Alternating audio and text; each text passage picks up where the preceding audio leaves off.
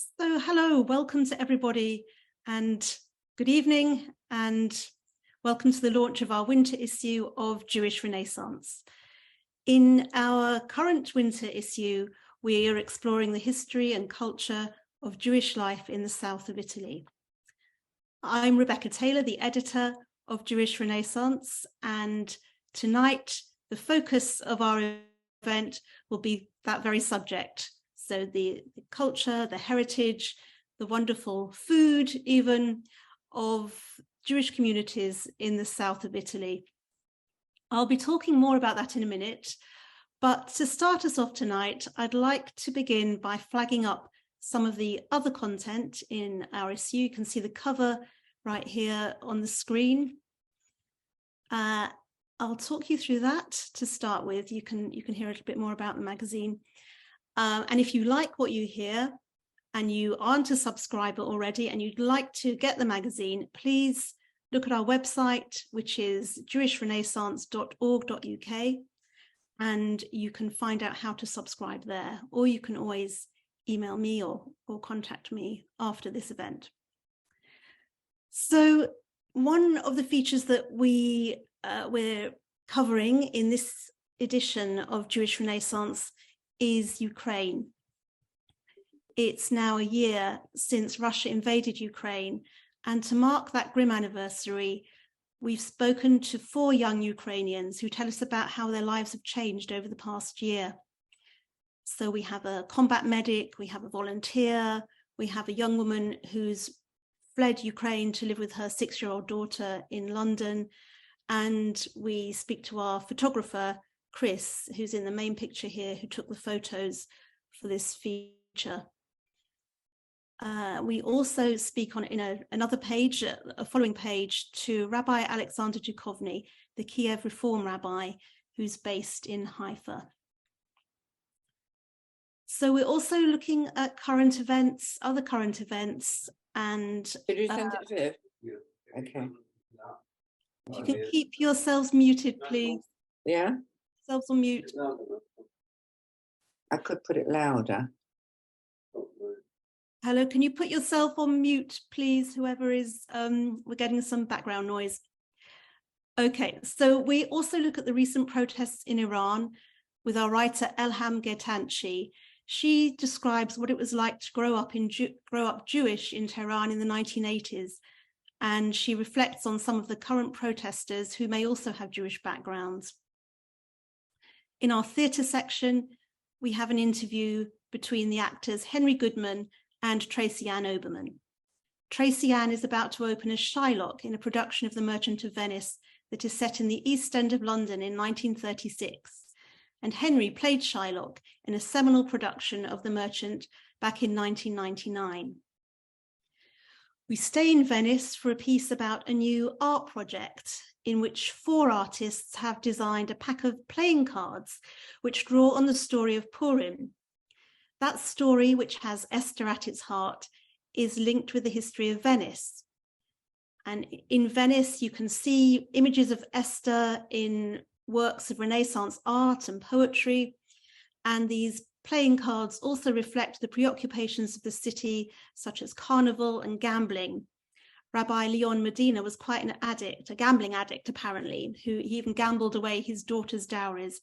So you can see some of that heritage, the Purim, linking the Purim and the Venetian heritage in this beautiful artwork that we're featuring in this issue. If we turn now to our book section, I had the pleasure of interviewing the Israeli writer Etgar Keret about a new exhibition at the Jewish Museum in Berlin. The exhibition draws on memories of his mother, who lost her family in the Holocaust, but she fought her whole life not to be defined by that terrible period. And Etgar talks very poignantly and with beautifully, expressively in the way that he does, if you know his work, about his mother. And we're also featuring an exclusive short story from Etgar. And again, if you do know his writing, you know that you'll be in for a treat with that. So that was a lovely interview to do. So let's turn now to Italy, which is the focus of tonight's event. I started thinking about Italy after the country was in the news last autumn. It had elections last September, and you might remember that the far-right Brothers of Italy party swept to power then, headed by Giorgia Meloni. And although she's denied any continuation with the links that that party did have with fascism, it set me thinking how those election results had been received by Italy's Jewish communities. But beyond this, I'd also been hearing about many positive developments going on in the south of the country, such as the work being done at a relatively new museum in Lecce, new archaeological findings that were uncovering evidence of Jewish life in around the 5th and 6th centuries, and new communities springing up in the mountains of Calabria. So in our current issue, we feature the history and culture of the region, and also hear from some of the members of the South's present-day Jewish communities. To help us uncover this fascinating story, I'm joined tonight by the historian David Abulafia, the Calabrian Rabbi Barbara Aiello, Yolanda Ropschitz-Bentham, whose father was interned at Ferramonti, one of the concentration camps in Italy, and the chef and food writer Silvia Nacamulli. So we're going to be hearing from each of them in a minute. And while they're speaking, and after they've spoken, if you've got any questions for them, please send in your questions on the chat and the Q&A function on Zoom, and you'll be able to put your questions directly to our panel after they've spoken. Okay, so let's get going and turn first to David Abulafia. So David is Emeritus Professor of Mediterranean History at Cambridge, and his book, The Boundless Sea, A Human History of the Oceans, was the winner of the Wolfson History Prize in 2020. David's going to talk to us a little bit about a recent trip to Italy and some of the background to the findings that have been going on there in terms of the historic uncovering the historic background that's been going on at the museum, and some of his own interests and work in the region. So I'm delighted to welcome David to talk to us today. Well, good evening, everybody. The history of the Jews in Italy is something which has long had a fascination for me. It's something that has often tended to get left out, particularly by historians of Jewish communities of the Middle Ages, because, naturally there's a concentration on Spain and Germany, and, there's so much going on there in terms of cultural life and so on. But southern Italy in particular tends to get forgotten. I said southern Italy, and the reason I added the word southern is that that is actually where for 1,000 years the concentration of Jewish population was. And most of it consisting of what historians call the Kingdom of Naples, which was the mainland part for a time of a much larger kingdom, the Kingdom of Sicily, but then was separated out from Sicily in 1282. So most of them living either in that enormous chunk of southern Italy, south of Rome, or in Sicily or Sardinia. I won't be able to talk about them, there's not time to. They have their own fascinating Jewish history. And further north, yes, a Jewish community in Rome, which has this continuous history, this remarkable continuous history, which goes right back a great many centuries, and their own very distinctive liturgy, the so-called Italkim. And then further north a little bit in places like Pisa, occasional evidence of Jewish presence. Really the south was where the Jews were concentrated. And what is particularly extraordinary is that in the course of the 15th and 16th centuries, everything was turned upside down, and the north became the great center of Jewish settlement, whereas by 1541, the Jews had been expelled from southern Italy. So there was a big sort of vacuum down there. Now, if we go far back in time, I think one of the distinctive characteristics of southern Italy over this sort of 1,000-year period up to 1541 is the great ethnic variety within southern Italy. And this was something which acted as a sort of, if you like, a sort of cushion protecting the Jews, not just the Jews, but other groups as well. There were very large communities of Greeks, many of them still arriving during this period, during the Middle Ages, as a result of turmoil in the Balkans. There were Armenians. There were even groups of heretics from the north of Italy.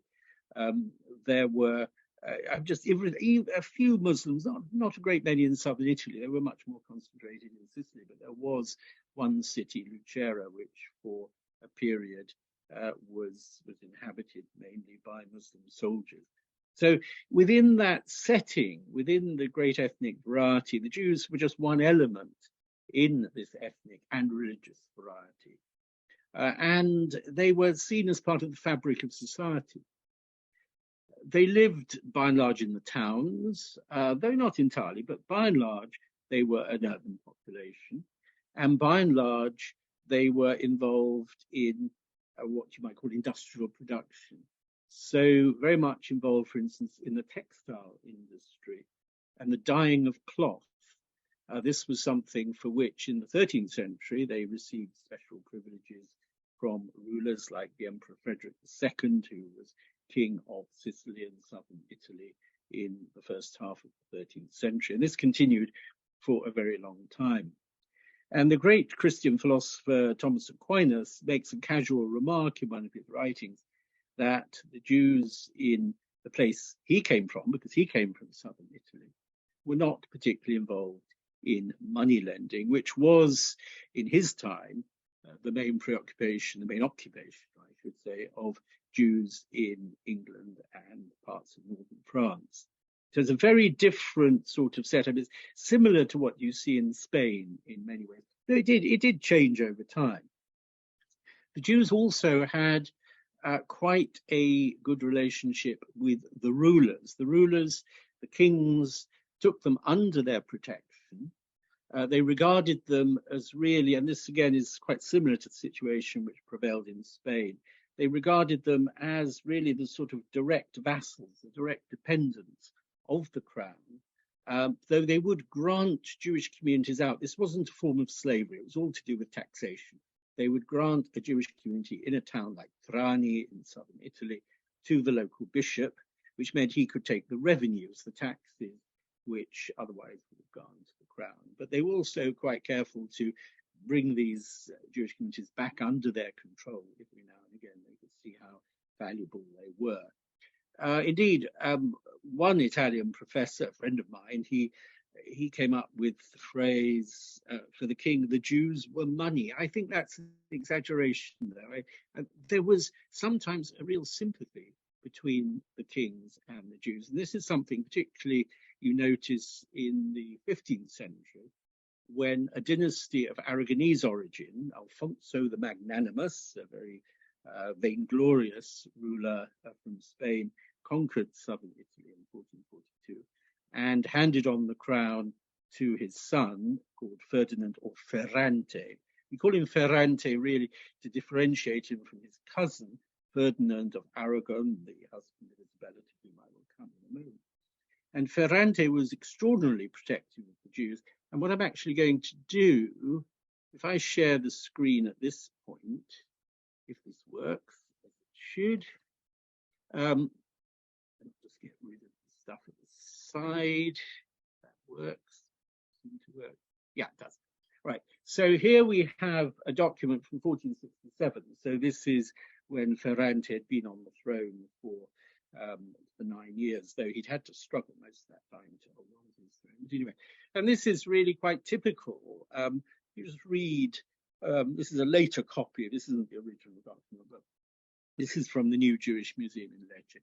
The Jews of Lecce, that's in the very heel of Italy, have always been part of the town, contributing in every way, paying their taxes, and consequently enjoy the same rights and privileges as all other citizens. And this idea that the Jews were actually citizens like everybody else was something which was quite deeply rooted. We also see that the Jews were involved in trade. This is, unfortunately, I couldn't find a photograph of the original documents, but quite a famous figure, actually, called Sabatino Russo, a Jew from Lecce. Well, actually, he called himself near Lecce, but he called himself a Jew from Lecce.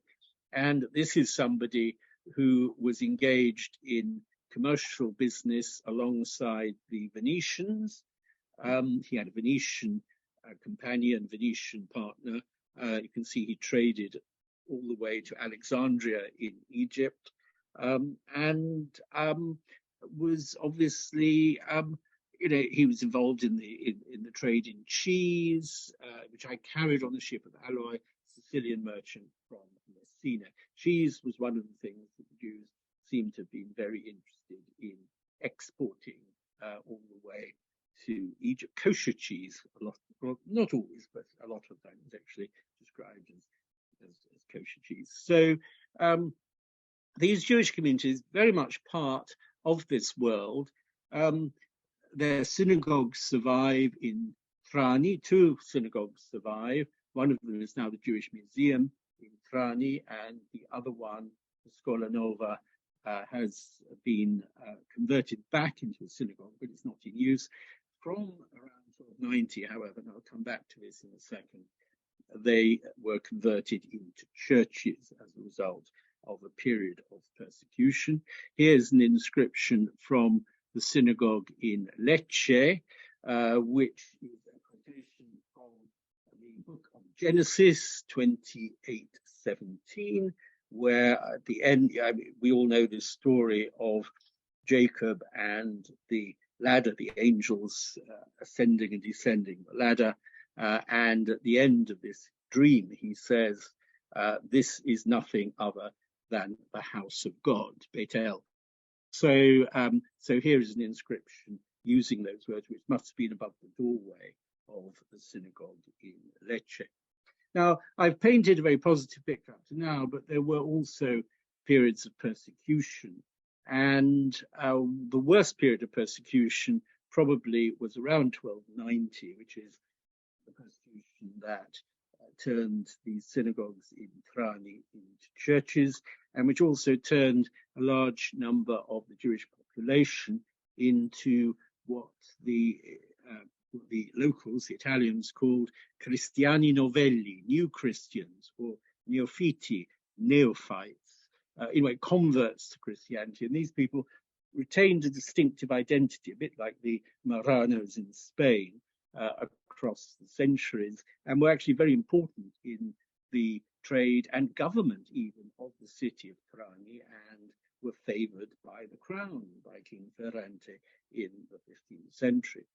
But there were periods when we seem to see the monarchy turning against the Jews, and this, however, it's exceptional. It's not the way in which the monarchy generally operated towards the Jews. Now, if we look at this picture, for instance, we can see this is not Jesus, this is St. Stephen. And a Jew is hammering away at the saint, one of the very first Christian saints, and you can see that he's got this red disc on his costume. So this is a painting from a place called Spoleto in southern Italy, from a church which followed the Greek rite, which is covered in the most beautiful frescoes, but beautiful they may be. But here we've got a Jew wearing the distinctive Jewish badge. That this was something which was legislated for by a ruler at the beginning of the 15th century, Joanna II, female ruler, but there's very little evidence it was ever worn. I mean, normally the Jewish community would club together and say, well, Your Majesty, how much money do you actually want to dispense us from this? The ruler knew this was going to happen. It was all part of a sort of a way of imposing extra taxation, frankly. So there was that period of persecution, and then the Jewish community seems to have revived very much. And at the end of the 15th century, under King Ferrante, whose cousin Ferdinand of Aragon had expelled the Jews from Spain, he opened the doors to Jews fleeing from both Spain and Sicily, which was also under his cousin's rule. And indeed, Rabbi Louis Jacobs commemorated Ferramonti in one of his books as one of the righteous among the nations for opening the door to the Jews at a time when elsewhere the doors were being closed right across Europe and North Africa, and so not the Ottoman Empire, which is where, of course, many of them ended up. So we then look at a very curious, I realize I don't have much more time to say anything, we look at a very curious period after this, when the monarchy began to turn against the Jews. One reason for this was that in 1503, after a number of dynastic, a great deal of dynastic turbulence, French invasions, all sorts of things going very badly wrong, the monarchy in southern Italy, Ferdinand of Aragon succeeded in conquering southern Italy. And so the very man who'd expelled the Jews from Aragon and Castile and and Sicily and Sardinia, now he was king of southern Italy. What did he do about it? Well, he said, the next thing I want to do is to expel the Jews from the kingdom of Naples. But the reaction of his governor, who had a bit of a record of helping Jews in Spain, was, oh, no, don't do that. There aren't many Jews here. It's really pointless, etc. So the whole thing was sort of held at bay. And we have the extraordinary phenomenon of Ferdinand, who really disliked, well, I would say Jews. It wasn't so much ethnic as religious, but he had a great dislike of Judaism. He actually ended up confirming some of the privilege to the Jews in southern Italy from King Ferrante, from his late cousin. Well, that didn't last very long. There was an expulsion, but even then, expulsion wasn't total. And Jews continued to live in southern Italy, increasingly turning, it seems, towards money lending in the early 16th century. Right, so one of the areas, just to conclude, one of the areas in which we do find a significant Jewish population from very early on is Puglia, the heel of Italy. And we find Jews being commemorated in frescoes, these beautiful series of frescoes, not very well known. This is from a place called Galatina, and here's Jesus being shown to Pontius Pilate. And you can see that the Jewish figures, they're not painted in a very friendly way. One of them has a very hooked nose and so on.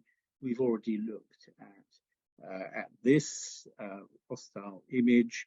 And yet, at the same time, here is the very heart of Lecce, and the Jewish Museum is just that little sort of doorway, big doorway on the right. The Jewish Museum probably, they like to think it's built over the site of the medieval synagogue. I'm not 100% convinced. But there was a very substantial area. The Jews had lived up to the end of the 15th century in harmony with their neighbors. During a French invasion, 1494-5, population turned against the Jews, started threatening the Jews with death. That again produced a round of conversions and departures from the Ottoman Empire and so on. So things began to turn sour.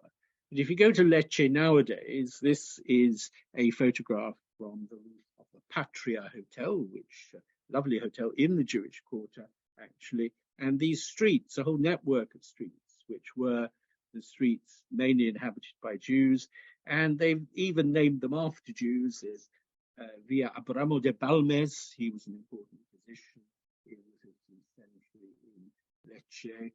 So they've put up his name, and they put it up in Hebrew as well as in Italian, which is very sweet.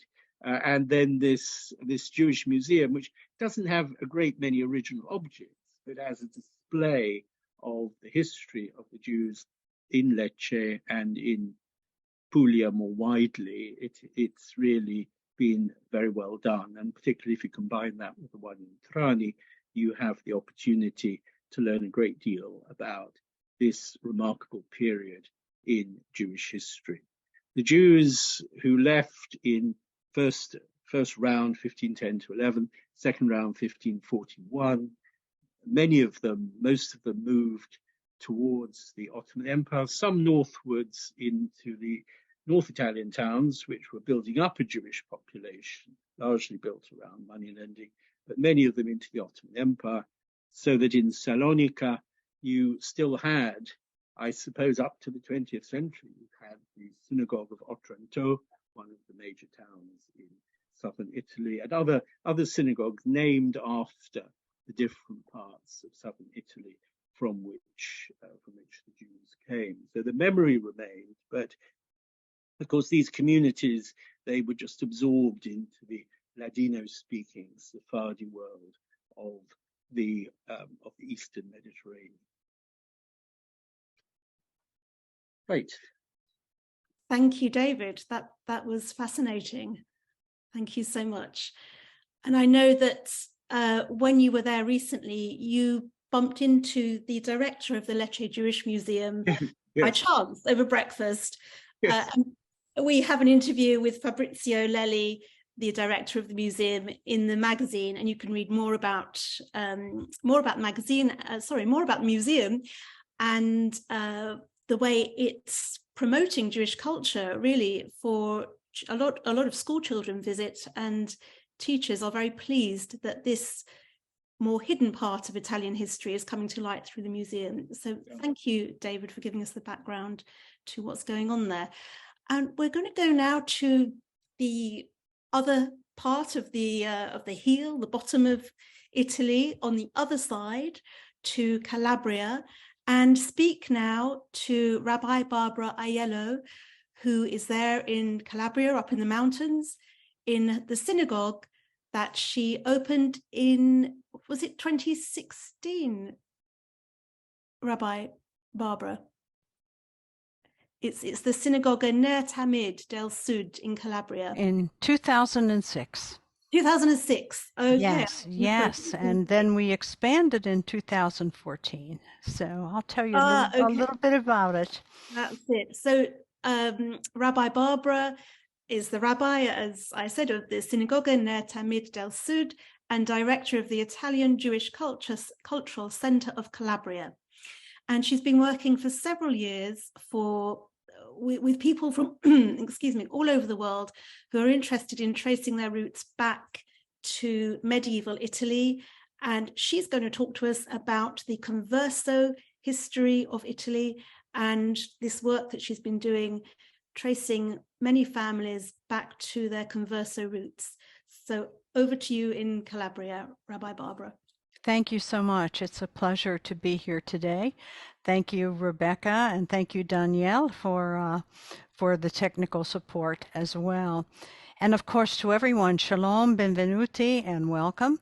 My name is Rabbi Barbara Aiello. I'm coming to you from the deep south of Italy in the toe of the Italian boot. And let's take a look at the map. I'll show you exactly where we are.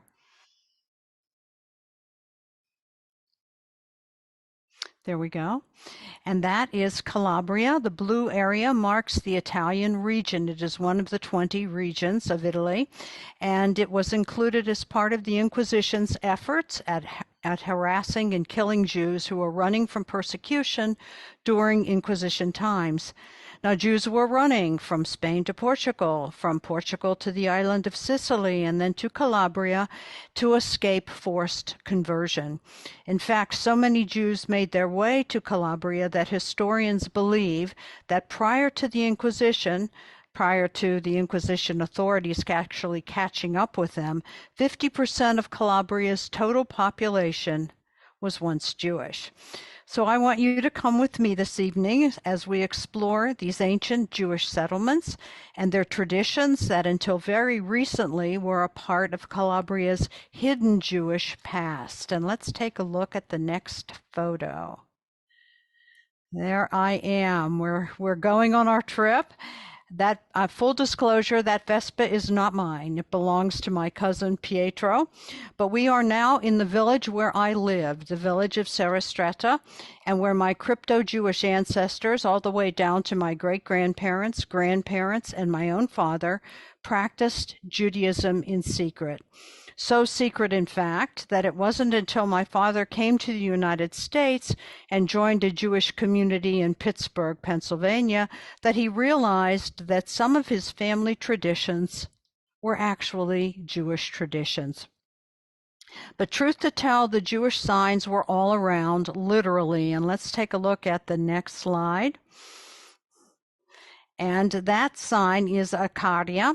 It is the name of a frazione or suburb of Serrastretta.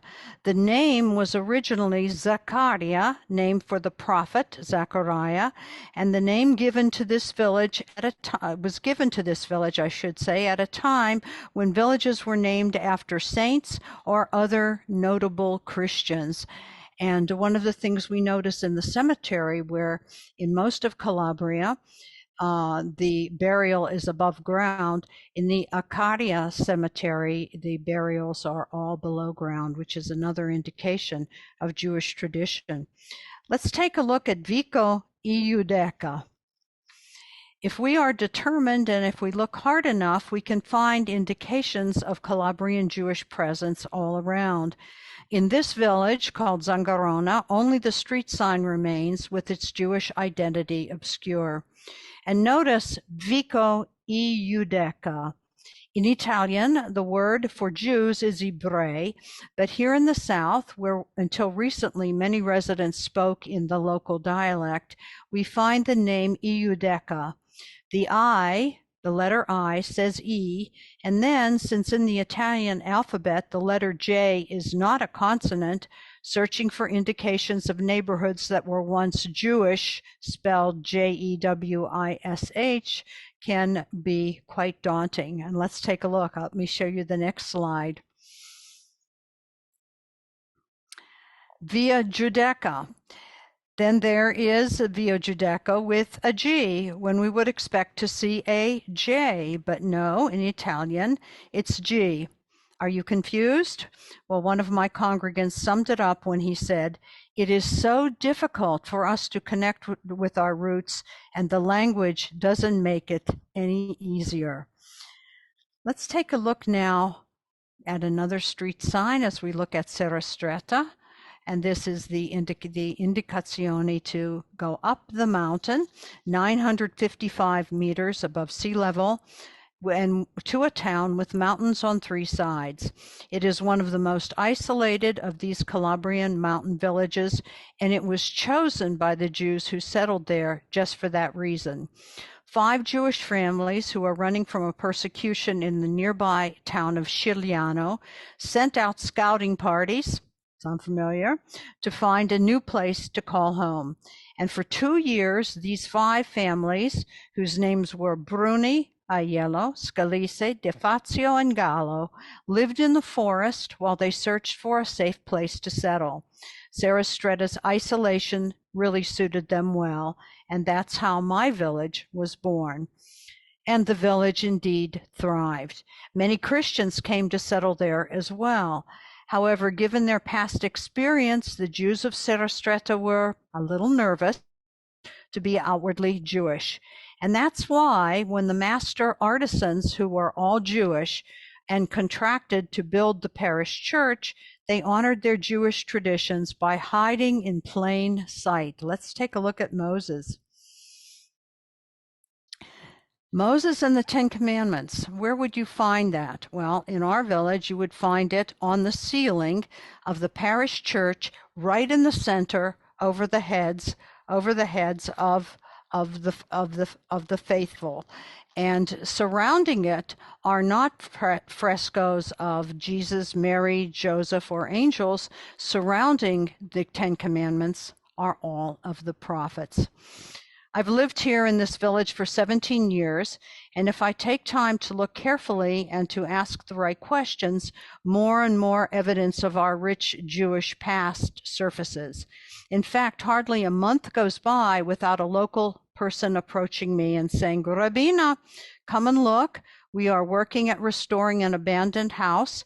Come and look what we found." Let's take a look. What did they find?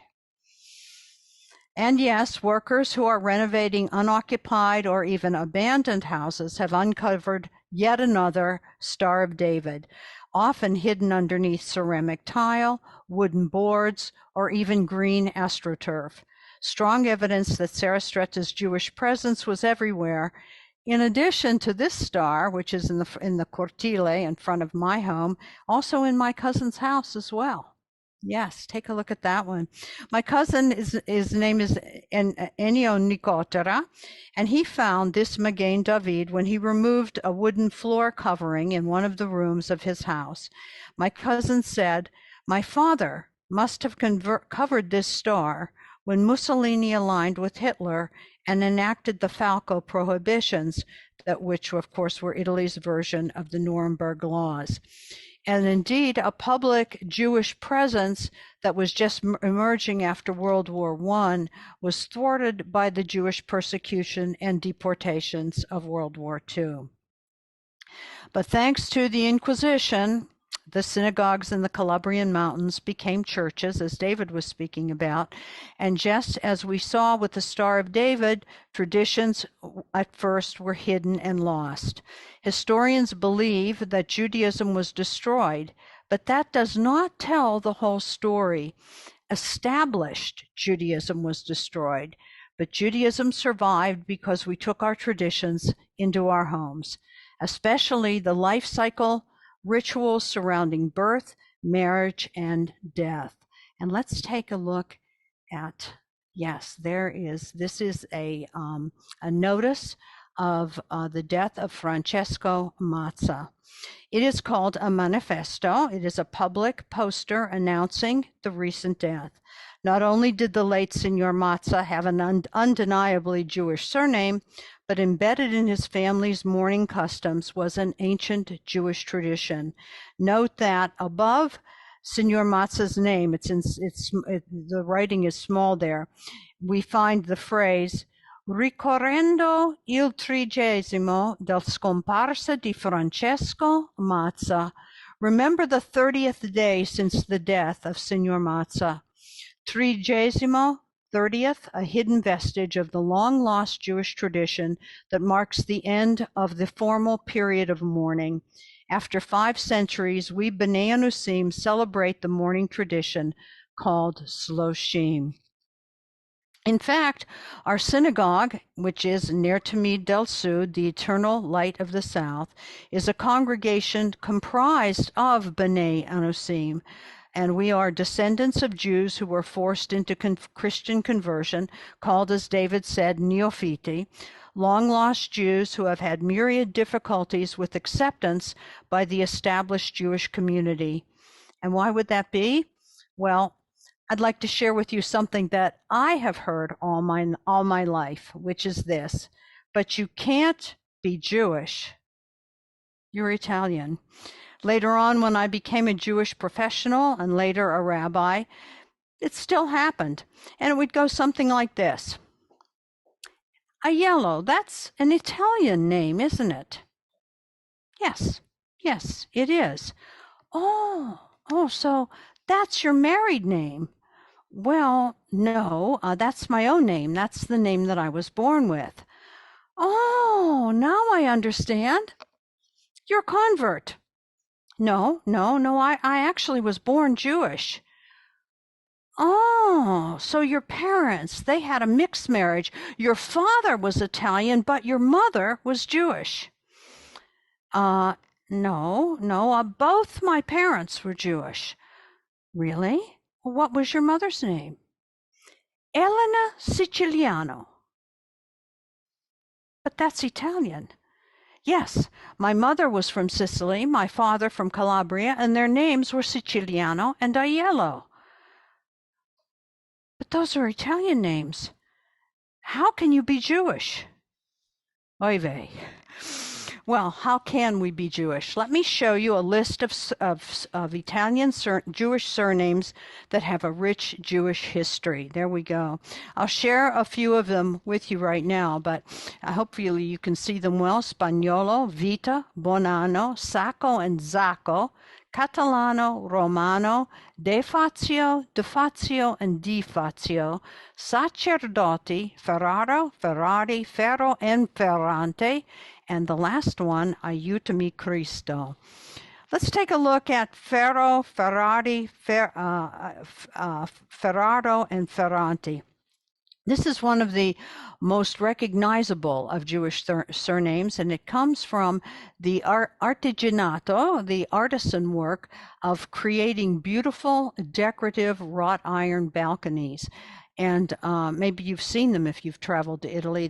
You find them everywhere in the south of Italy, so much so that they are historically preserved. And if you're renovating a home, you cannot take them down. And those artisans were given the name of metal, Ferro, Ferranti, Ferrari, and Ferraro. Let's take a look at Sacerdoti, because I'm sure all of you know that surname. That surname is a translation of a surname that most Ashkenazi Jews are most familiar with. Sacerdoti comes from the word for priest, and it also is Cohen. It's Cohen. If you know someone named Cohen, the name Sacerdoti is its Italian counterpart. And finally, let's take a look at Aiutami Cristo. Aiutami Cristo. How in the world can a name that translates Help Me Christ actually be a Jewish name? Well, names such as Christiana, meaning Christian woman, Spirito Santo, Holy Spirit, Di Dio, Son of God, De Gesù, of Jesus, and of course, Aiutami Cristo, all fall into the category of invented surnames adopted by Jews who were forced into Christian conversion. These Jews chose these surnames as a means of self-protection. If, after their forced baptism into Christianity, they adopted a surname like Christiana, for instance, these Jews hoped to convince the Inquisition authorities that they had become super Christians, hoping that by adopting such an intensely Christian name, the Inquisition authorities might leave them in peace. Well, I'll conclude with two stories, and one is about a young man named Luca, who I met actually personally, even though I had seen him before, with a knock at my door. Before me stood a young man from our village. Now, I had seen him several times, and we exchanged polite buonasera, but I wondered why he seemed so nervous. I said, Luca, you're so nervous. What is it? He said, I was so afraid to come to your door because I have something from my grandfather. Before he died, he asked me to open his desk drawer, and he told me to push his hand deep into the back of the drawer. And there I found this. And Nonno said, if you ever meet a rabbi, take this to the rabbi. What did he find? Let's see. Luca said, you are a rabbi. What is this? And why was it so important to my grandfather? I said, Luca, this is called a yod, a pointer, and I will show you what it means. So together we walked around the corner to the synagogue, and I took the Torah scroll from the Aron Kodesh, and I opened the scroll. And taking the yod in my hand, I showed Luca how the yod is used to touch each word of our sacred Torah. Until tears welled up in Luca's eyes, and he smiled. And I said, you know, your grandfather wanted you to know that your family was once Jewish. And finally, at first glance, this looks to be a Bible. And indeed it is. It is a Catholic Bible printed in Italian. It is quite old. As you can see, the spine has ripped away. Some of the pages are torn. But what is so special about this Catholic Bible is not what is inside, but what is missing. My great aunt, Angela Scalise, sister of my grandmother, was determined to keep what few Jewish traditions she knew about alive for her family, something that was nearly impossible to do, mainly because all vestige of established Judaism, not just the synagogues, but the Judaica items in the holy books, were destroyed by the Inquisition authorities centuries ago. Jewish traditions were lost, and as the centuries passed, it was more and more difficult not only to pass along the traditions, but worse, to even remember what those traditions were. But Zia Angela, she was determined. She knew that the Catholic Bible contained the 5 books of Moses, what was known in the mountains here as La Bibbia Ebraica. She had been told by her father that those same 5 books were called Torah. So what did she do? Let's take a look. She took the Bible that I have in my hands, and she carefully cut out Genesis, Exodus, Leviticus, Numbers, and Deuteronomy. And if you can see on the far left of our photo, she sewed them together to make what was for Zia the only example of Torah that our family ever had. And here is, of course, the real thing. Here is the real thing. And with these stitched pages, Zia faithfully read the Torah stories to her grandchildren, story after story of Abramo, Sarah, Rachel, Jacobe, and with practically nothing at hand but a needle and thread and determination, Zia Angela made her very own handmade Torah and single-handedly kept her traditions alive.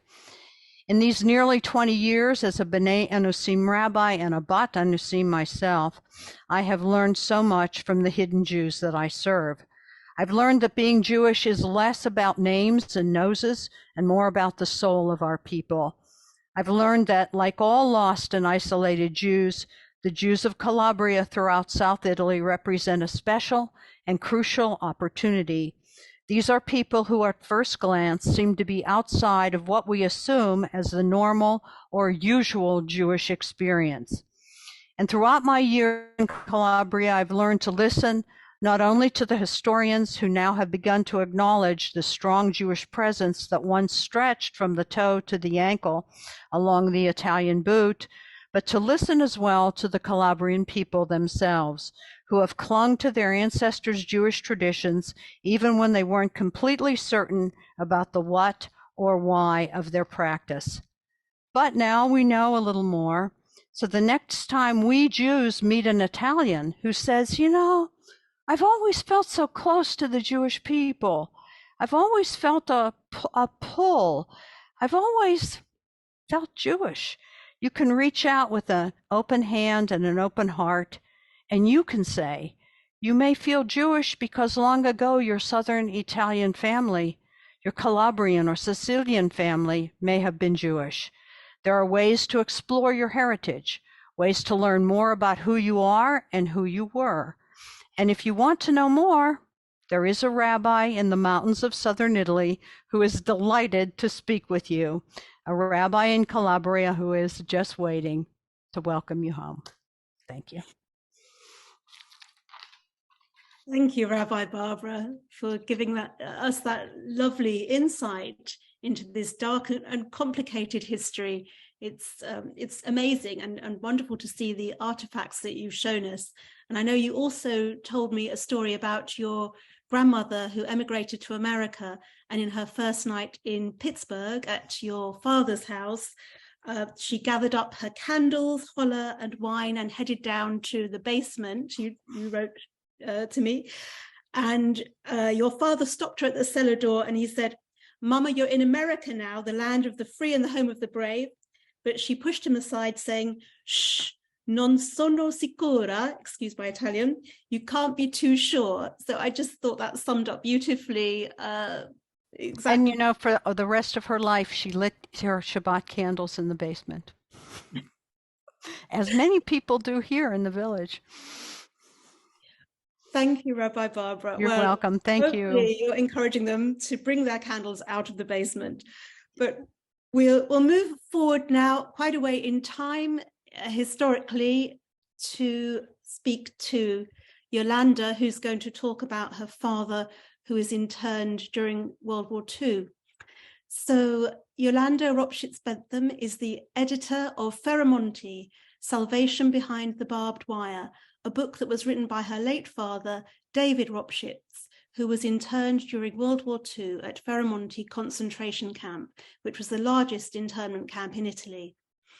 Her research on the camp led her to the relatives of others who'd been interned there and has resulted in a book of testimonies about their experiences called Stories of Survival, The People of Ferramonti, Then and Now.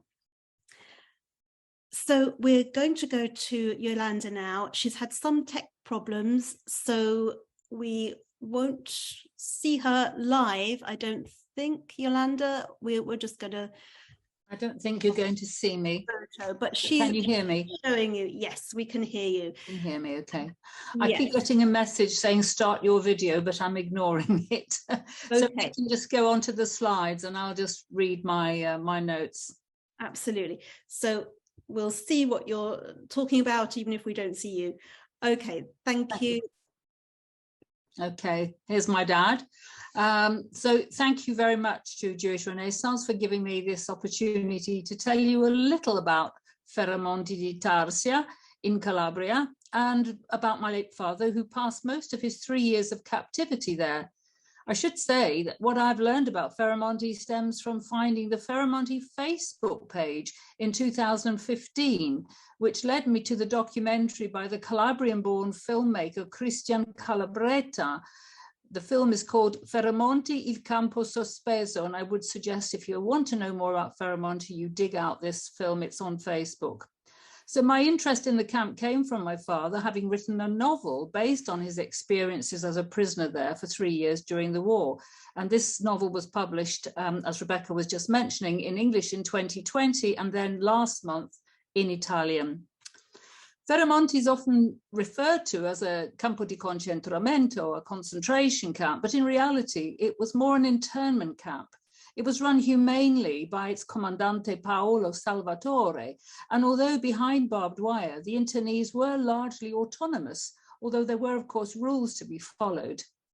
Salvatore ignored German demands on several occasions to send the Jews north, which would have sealed their fate. Next slide, please.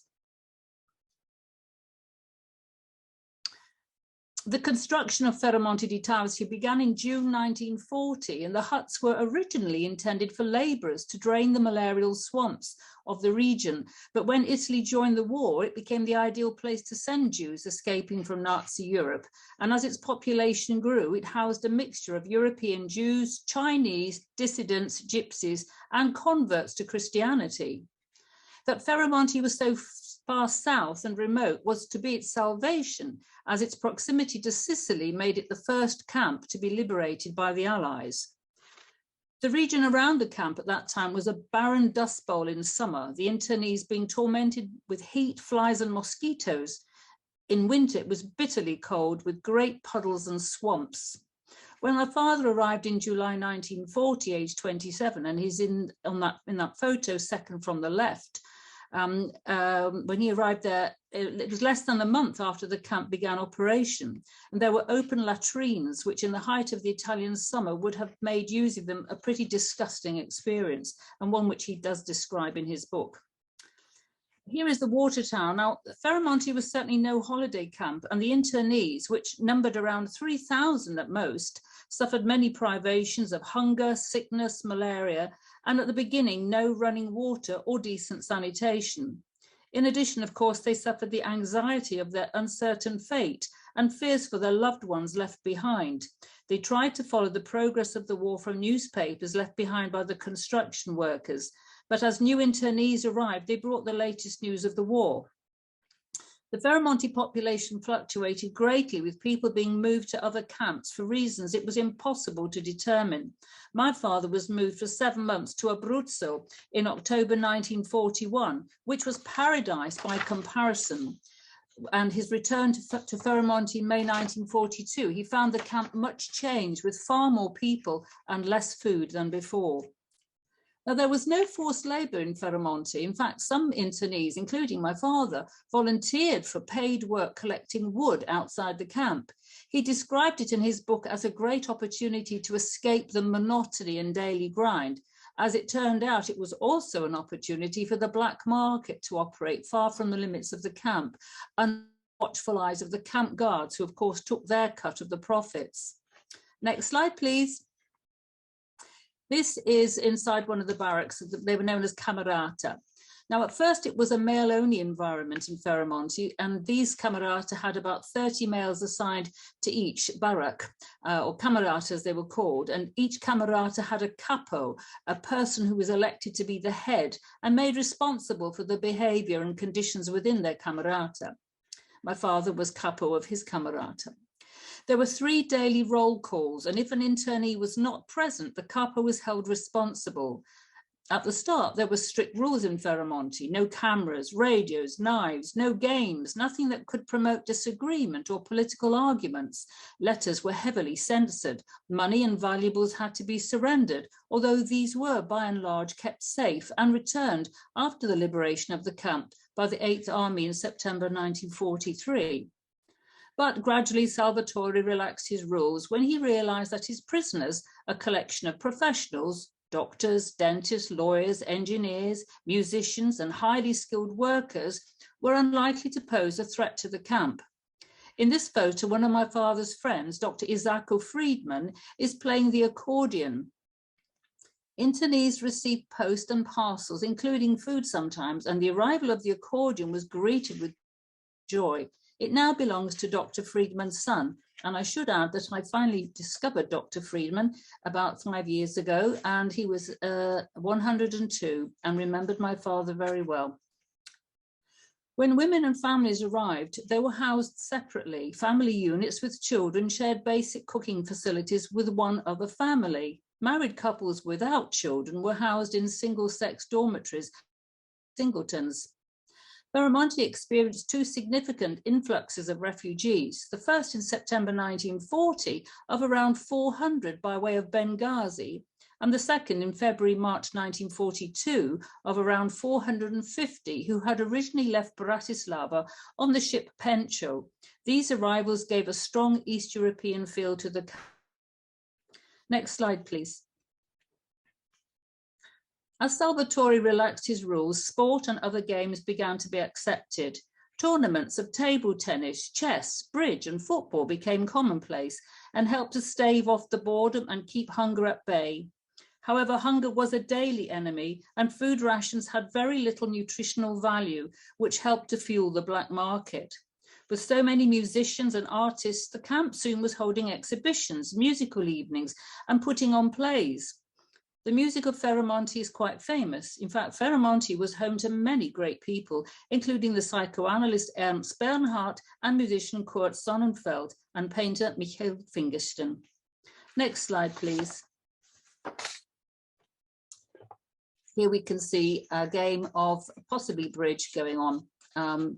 These games, which were originally prohibited by Salvatore, were soon commonplace. It was a wonderful way to earn a bit of money as well. The food was brought by the internees themselves from a small allowance paid by the Italian government. There was a store on the premises and each camerata appointed a cook. Turkeys were reasonably plentiful, but now and then pork became available at the store. My father writes in his book about the difficulties some of the Orthodox internees experienced when balancing hunger against religious food constraints. Some internees arrived with plenty of money and could buy whatever they wanted, but others, like my father, who had been in hiding for almost 2 years and unable to earn money, soon had to sell whatever they could to get a bit more bread. Next slide, please. Here we have the synagogue. Paolo Salvatore took care of the pastoral needs of the internees, arranging for 2 synagogues to be constructed and also a small church for the few converts.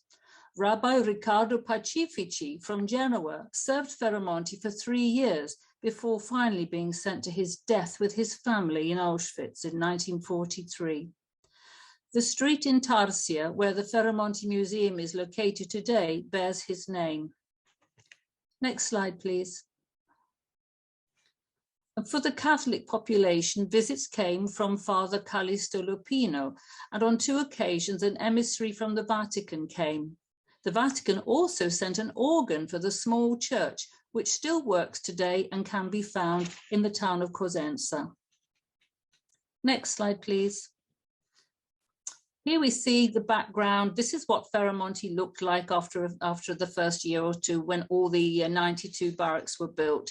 And the men here looking, that's my father in the middle, looking very smart in their suits. Now, there are many photos from Ferramonti which show either that the later arrivals did not have cameras confiscated, or the photos were all taken after the liberation in September 1943. What is common is how many men wore suits at that time. In this photo, my father in the center, and the background shows the layout of the camp, which had 92 huts by the time it was complete. Next slide, please. The liberation. The camp was liberated by the 8th Battalion of the British Army in September 1943. At the time of liberation, there were around 1,800 prisoners still, mostly of East European origin. 38 people died in Ferramonti during the 5 years of its existence, nearly all from natural causes. There was a case of friendly fire killing 4 internees in August 1943, which caused a mass exodus up into the Albanian village hilltops surrounding the camp. On another occasion, a booby-trap bomb killed a 15-year-old Ruth Silberstein in December 1943 and 2 local boys from Tarsia. The cemetery in Tarsia has only 4 remaining Jewish graves now. Some of those who died in Ferramonti are buried in Cosenza. The painter Fingerston is buried in the town of Cerisano. The camp finally closed in December 1945. Around 900 internees went to the United States and were in Fort Ontario for 18 months, awaiting permission to remain. Sadly, some who went north after the liberation ran straight into the Germans and were sent to their deaths. Many others went to Palestine. Now, I know we have a very short time, a 10-minute limit, so I'm just through the next couple of slides. Next slide, please. This is the film I was telling you about at the beginning, Ferramonti, Il Campo Sospeso. If you can see it on YouTube, it tells the story of Ferramonti with interviews with some of the people who were actually born in the camp and who are now friends of mine who live in Israel. It's well worth a watch. And I'm so grateful to Chris Calabria for having made this documentary and introducing me and many other people to Ferramonti. Next slide, please. This is one of the pages from the most amazing database, which was created by Anna Pizzuti, who I believe is a lady from Milan. She's not a Jewish lady, but she's devoted many, many years to creating this incredible piece of work. It gives you, as you can see, the names, the gender, the first names of their parents, where they were born, dates of birth, and what happened to them at a certain point. I think that's sort of dated September 1943, in other words, at the time of liberation. And this is a 184-page document. So this is a fantastic achievement that this lady has done, and so useful for anybody who's doing research. Next slide, please. This is my father's book. That's my father, probably the thinnest that he ever was. And he called the book Ferramonti, but I decided to add Salvation Behind the Barbed Wire, because that's what happened in that place. The people who went to Ferramonti were saved. By and large, most of the people survived. And I wouldn't be here now telling this story if it were not for Paolo Salvatore. And one more slide, please. This was the most recent one that I've done, which is 30 profiles of people who were in Ferramonti at one point. And I contacted them by email, by putting adverts in various places. They sent me their stories by email with photographs, put them all together into a book. And I think for those people, it's been a wonderful legacy for their families. And that's my whistle-stop tour of Ferramonti. Please go and visit. They have a fabulous museum there, and you'd be more than welcome. Thank you. Thank you to my technological advisor as well. Sorry for the problems as well. Maybe it's a good job you couldn't see me. I was sort of saying, aiutami Christi, when I was trying to make these things work. No, that's fine. That was super. Thank you very much, Yolanda. Thanks. That's so interesting. I mean, we hear a lot about the war and the camps in Northern Europe and Eastern Europe, but not so much about what was going on in Southern Europe and especially Italy. So that's absolutely amazing to hear about that. It's heartwarming to know that the Italians in Southern Italy cared for the Jews the way they did. Yes. And as you say, you can go and visit what remains of the camp today, can't you? Definitely, yes. They have a reconstruction, they have a theatre, they have a museum, and they do events all the time. And Rabbi Barbara has been there on many occasions conducting ceremonies and things at Pesach and Hanukkah, so I believe. Okay, well, something to recommend if people are visiting the area and want to find out more about that history. Thank you, Yolanda. Thank you. Okay, we'll move on now to Silvia, because yes, time is moving on, but we couldn't leave you tonight without telling you about food. Very important if you're Jewish. So we'll go now to Silvia Nacamulli, who is a chef and food writer. She was born and grew up in Rome and is now based in London, where she caters for events and runs cookery classes and demonstrations. Her latest book is Jewish Flavours of Italy, a family cookbook. And Silvia, you're going to talk to us tonight about the history behind the food of the South and how that has gone on to influence a lot of other Italian cuisine, not just in the South, but all over the country. Yes. Thank you so much, Rebecca. Thank you, everyone, all the panels to be here. It's a real privilege to be part of Jewish Renaissance, who I've been contributing for years. I'd like to give, and it's so interesting to actually see and hear all the different talks in about the South, which I think is probably the most fascinating background and the most fascinating history of Italian Jews.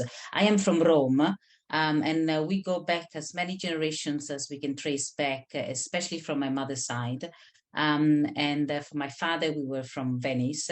And it can well be that from my mother's side, his last name is Della Riccia. Riccia is the name of a town, as Rabbi Aiello was saying also.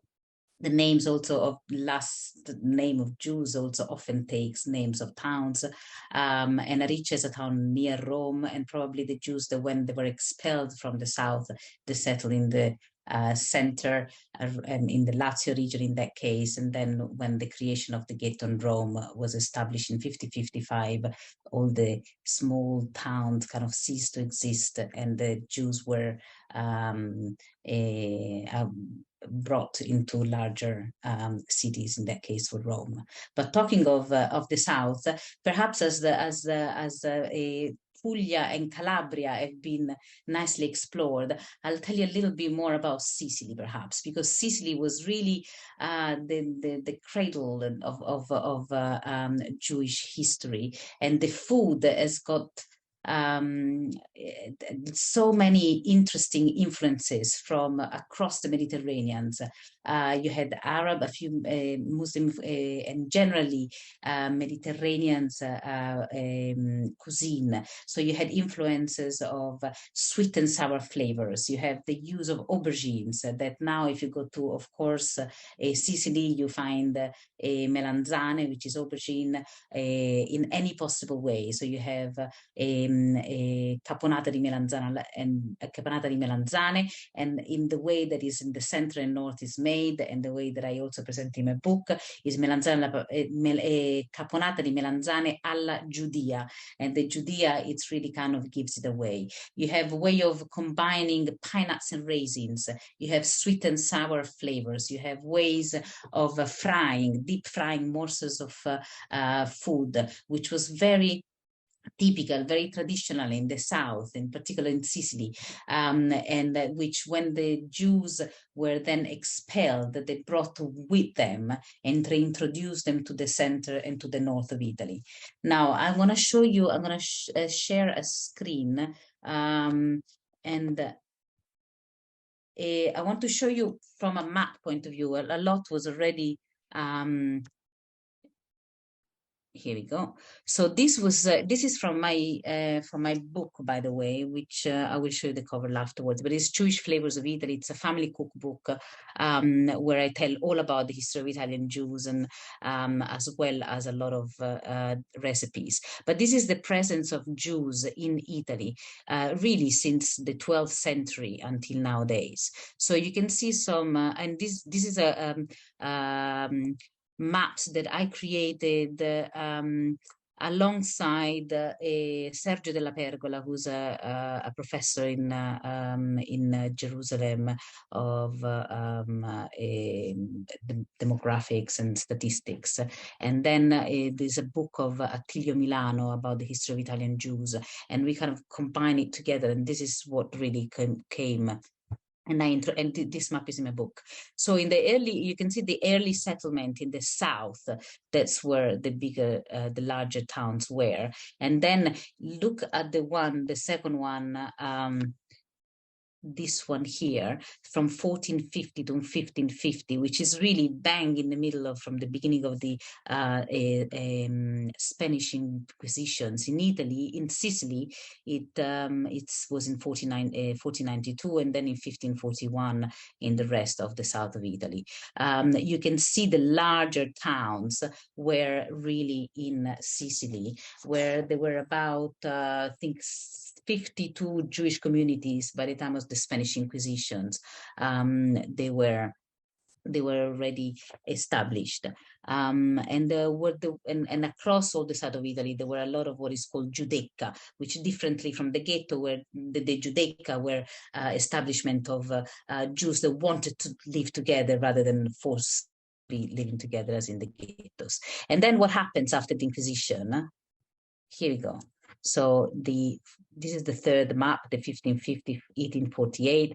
The Jews were expelled or forced to convert or killed, and they moved to the center and then to the north. In the north, you also had a lot of influence of the Jews that came from the Spanish Inquisition, so from the north, Spain and Portugal, and you had others. Venice was a very important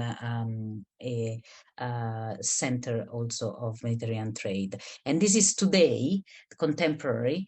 There are 21 registered by registered the community in Italy, and in the south, of course, there are towns like, of course, Rabbi Aiello is, and in Sicily, in Palermo, now they switch the Hanukkah after more than 500 years, and there are little centers that are starting again, but they're all mostly still in the north. Okay, now as food is concerned, this is the melanzane. You can see the aubergines with the olives, and this the sweet and sour caponata di melanzana alla Giudia. The deep fried element is it's quite a staple of Jewish food, and it can be found another staple dish that is from Rome, but by all means it does still also has connection with the south. Is also the use of the artichoke. So those are grown locally around Rome, is the carciofi alla Giudia, and like the caponata alla Giudia, or carciofi alla Giudia, the Giudia kind of gives away the origin, and it can be about a way of cooking, or it can be about the traditions of using specific ingredients rather than another. So, for example, aubergines, when they were settled, the Jews settled in the center and the north, they were amongst the only really few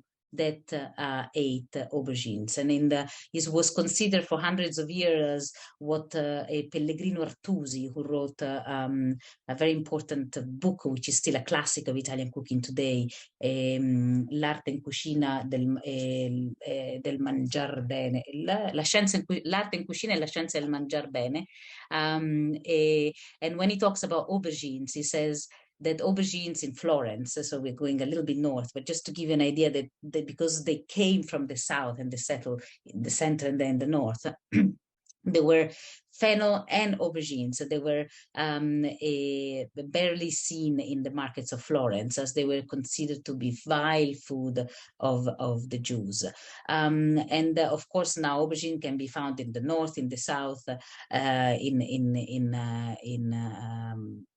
any market or restaurants as such, but really the tradition of the frying and the tradition of eating the ingredient themselves, it really stands from there. And then what I was talking about, the connection about the pine nuts and the raisins. I was in Sicily a few years ago. I've been there a few times actually, but I remember being in the market in Palermo, and they have this little sachet with pine nuts and raisins, and then so it's very common in Sicilian cooking, where there is really a cosmopolitan kind of blend of flavors, but it's something that you wouldn't find in the center or in the north. So it is very much Sicilian. However, if you go, this is both Roman and Venetian Italian Jewish dish, which is spinaci con pinoli e passerine, spinach with pine nuts and raisins. And these are made in the center, in the north. And the reason is because the Jews that were in the south, and they brought with them the tradition of combining the pine nuts and the raisins. And talking of Taormina, of Sicily, this was also a few years ago, the same trip. I remember walking around. This is not a picture that I took, but I remember seeing that very clearly, the Vico degli Ebrei. And this is, on the other hand, this is the main hall, and there is Magen David on the side here as well. You can see, as we've seen also by a couple of previous speakers, the names of the roads that clearly shows a clear Jewish presence, and this is in Sicily. I wanted to, I think we are almost done with time, but if you have any question, I'm welcome to do it. I happen to have, this is my book, The Jewish Flavors of Italy. I happen to have a book launch where I'm going to talk about the book, and I'm going to be in conversation with Rachel Roddy, who understands that. Oops, that's my, sorry. Who is a journalist from The Guardian. We're going to talk about Roman food and the Italian Jewish cuisine, and there's going to be quite a lot of history involved. So if any of you happens to be in London, you're very welcome to it. I just mentioned it now, but I think I'm out of time, but if you have any question about any of the dishes of food, I'm more than happy to share more information. So Rebecca, back to you. Thank you. Thank you. Oops, sorry. Yeah. Thank you, Silvia. My mouth is watering. I haven't had my dinner, so I want to not think about food too much. But yeah, we have a great recipe for aubergine caponata in the issue that you sent us. Thank you. Please try it. It's really nice. Yeah, really, really interesting about how the flavors and the foods found their way into mainstream and everyday cooking of other Italian cuisine. So you're right, Silvia, we are getting a bit short on time. So we'll go straight now to the many, many questions that we've had from our audience who have sent them in. So what we're going to do, if this is okay with our audience, is spotlight the people who have asked questions. We'll try and get in as many as we can. We have had a lot, and they can ask either one particular person or the whole panel. Please keep them brief and to the point, and your question rather than an opinion at this stage, please. So if we can go to Michael Berman first. Michael, do we have you? And are you? Thank you for an exceedingly interesting presentation of all three speakers. I wanted to ask a question from David. He mentioned that in 1290 the Jews started to suffer discomfort, should we say, in Italy. And I wonder if there's any relationship to the expulsion declaration by Edward I, also in 1290, in this country. Is it purely coincidence, or was there some sort of religious link between the Christianity of Rome and Italy and the Edward I, and indeed his mother, who seemed to have guided him? Yes, well, there is a sort of link, because the king of southern Italy, King of Naples, Charles II, had been Count of Anjou, which was on the edge of the sort of English world in a way. I mean, it had a long history of association with the English crown. And the first thing he did, he'd been in a Catalan prison, actually. When he was released from his prison in 1289, he expelled the Jews from Anjou, and then he went down to his kingdom in Naples. And according to the accounts he's supposed to have been told that the Jews were performing ritual murder, child murder, the horrible accusations which occasionally surface in this period. So it is part of a sort of wider series of expulsions. There's an interesting question why it all took place at that time. Very much bound up, I think, with his idea of purifying his kingdom, Christianizing it. He also he sold into slavery the Muslims. I mentioned that there was a town, Lucera, which was inhabited almost exclusively by Muslims who'd been exiled from Sicily by an earlier ruler. So he was really trying to just Christianize the whole kingdom. I mean, there's a sort of convergence of attitudes. I think they would have known he would have known what the English were up to, and vice versa. Okay. Thank you. Does that answer your question, Michael? Yes, very clear indeed. Thank you, David. Great. Thanks, David. I think we'll move on to the next one, or maybe we'll throw open to the rest of the panel as time is moving on. So Anne Trick, you'd like to ask an interesting question about how to educate and promote. Yes, it's a bit of an unusual request. We've really enjoyed the talks. Thank you very much. But we have a very close friend in Italy who has been to synagogue with us here in England a number of times, and I lent her a Haggadah in Italian. She's read it several times from cover to cover, and she now wants to read a book about Judaism, and I could recommend English books, but I don't know books about Judaism in Italian. My other concern is I'd like her to get a little bit of a multifaceted picture. I want her to read about, a wide spectrum of Jewish belief and practice, not just the sort of conventional, very orthodox aspect. But I don't know. I read in Italian, but I don't know about books about Judaism in Italian. I don't know, maybe Rabbi Barbara or somebody can email me afterwards if I put my email in the chat or something like that. I'm sorry to ask a favor, but it seemed an ideal opportunity. I can answer that just briefly. There's a wonderful Jewish bookstore in Trastevere, in the ghetto and the Jewish quarter in Rome, and of course the majority of the books are in Italian, and there are explanations about Judaism. Many books, but what I have a conversion class. And I use Arthur Green's "These Are the Words" because it is translated into Italian, and it is the only book I've found that gives a broad perspective on the different streams of Judaism.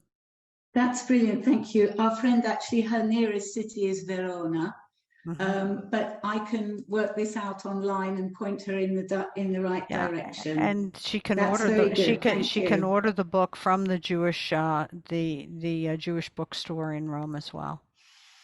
Perfetto, grazie. Silvia, Yes. something to add as well. Yeah, no, I agree with Rabbi Aiello that the bookstore in Rome is called Kriyat Sefer. But if you take books in the Jewish ghetto, it comes out. They have a very wide. If you are into food, there is this book which is called Mangiare alla Giudia, which is Ariel Toaf is the author. It's more of an historical book, and I think it's just something that it can be interesting, and it's really goes about from the Middle Age until modern time on what the Jews ate in Italy. And that's La ringrazio. so it's Wow, more about the food than anything else, but it could be something to look at. Wonderful book. My husband loves it. He's the cook in the family. There's a lot of interesting things about like the use of the goose and the masa, and it's quite goes quite into depth about a lot of different things.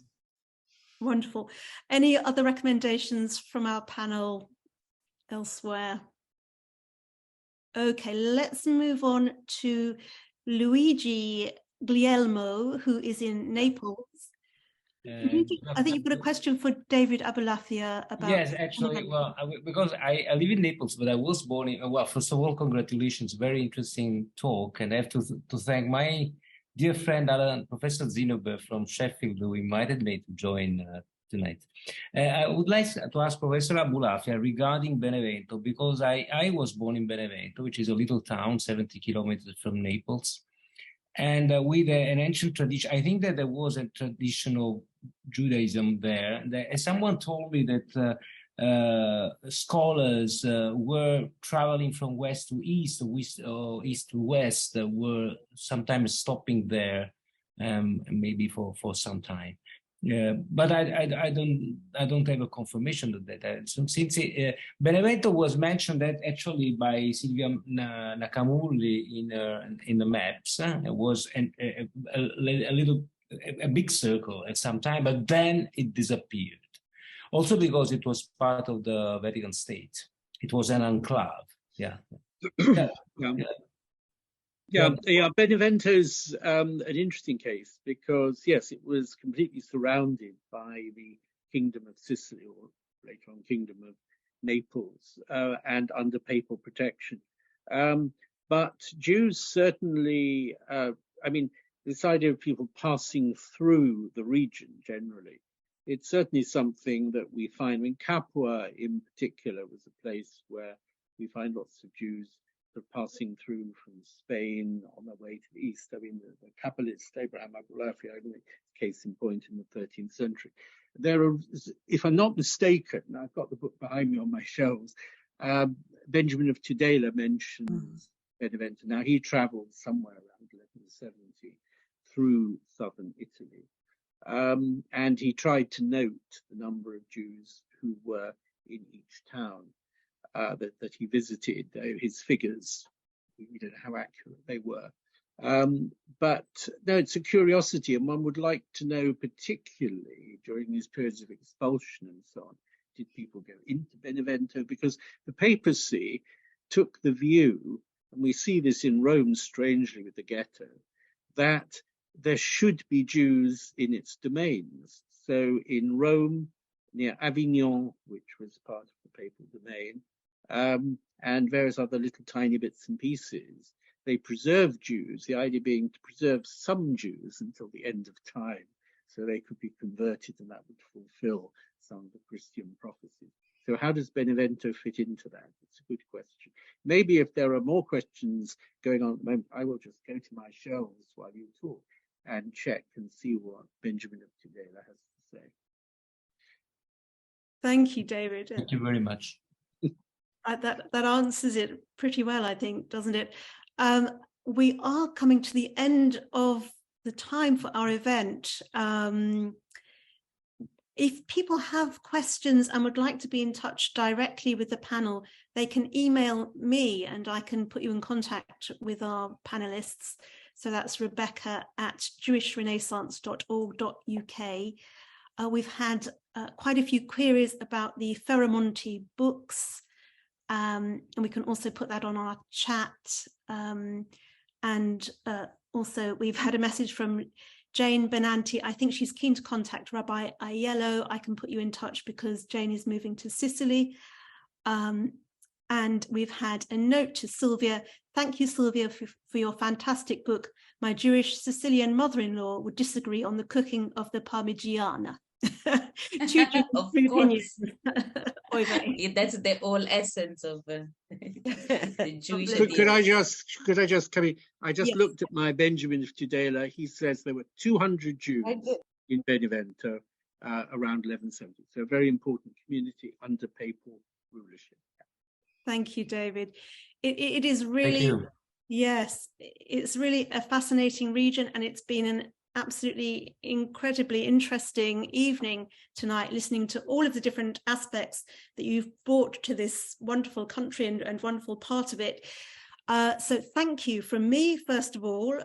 Thank you to all of our panelists. And we're going to go now to Aviva Deutsch, our Executive Director, who will say a few final words. Well, first of all, what a delight to see research in progress as we went. And I will say a big thank you to you all in a moment, because that was a mouth-watering evening, as Rebecca said. And it's just a little taste of Southern Italy. I'm sure I'm not the only person who is watching, who is now planning their holidays to see the wonderful places you've described. Before I do a proper thank you for the event, I just wanted to also give people a taste of what's coming up for Jewish Renaissance. If you've been enjoying this evening, first of all, I hope you'll go and read the magazine. But we have two other things coming up that I think might be of interest. So we do these panels on places where there are Jewish communities. And some of you may know, some of you may not, that there are still about 10,000 Jews in Iran. Many Jews were expelled, but there are still some there. And a lot of the women who've been arrested in the recent uprisings are from ethnic minorities. They are from, they're Kurds, they're from the Baha'i community, and there are many Jewish women too. So on International Women's Day, the 8th of March, we're going to look at both the history of Jews in Iran and the contemporary situation for those young, very brave Jews who are removing their headscarves as their Muslim compatriots are removing their hijabs, and hear about what's happening to them. So that will be for International Women's Day, unveiling Iran, and we'll send you all details. There's one last thing I want to also mention, which is this Wednesday. I don't know if you know, I was listening to the story of the Ferramonti camp thinking this is so relevant to what we're doing in a couple of days, because I just learned quite a shocking fact from a recent article in Jewish Renaissance, which was many of the dogs in the German concentration camps, German and Austrian ones, were actually trained by a Jewish woman and only responded to Hebrew commands. She was devastated to find out that this was what her dogs were going to be used for.